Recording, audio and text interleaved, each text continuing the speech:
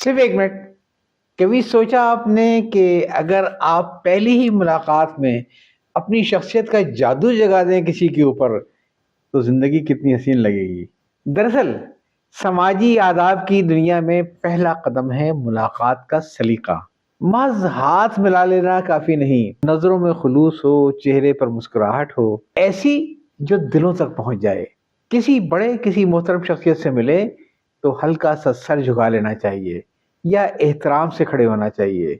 यही अदब है, और यही वो खामोश जबान है जो सबके दिलों को छू लेती है। अपना तारुफ कराते वक्त नाम साफ, वाज़ेह और मुख्तसर बताइए, और जब दूसरा अपना नाम बताए तो ध्यान से सुनिए और याद रखने की कोशिश कीजिए, और फिर गुफ्तगू के दौरान बहुत मोहब्बत के साथ उस नाम को कई बार लेकर मुखातिब कीजिए। ये छोटी सी बात ताल्लुक को गहराई देती है। और याद रखिए, जहां इज्जत और एहतराम की बात होगी, वहां आपको हमेशा पहल करनी चाहिए, क्योंकि अदब वो दौलत है जो अमीर और गरीब सबको बामुरब्बत बना देती है।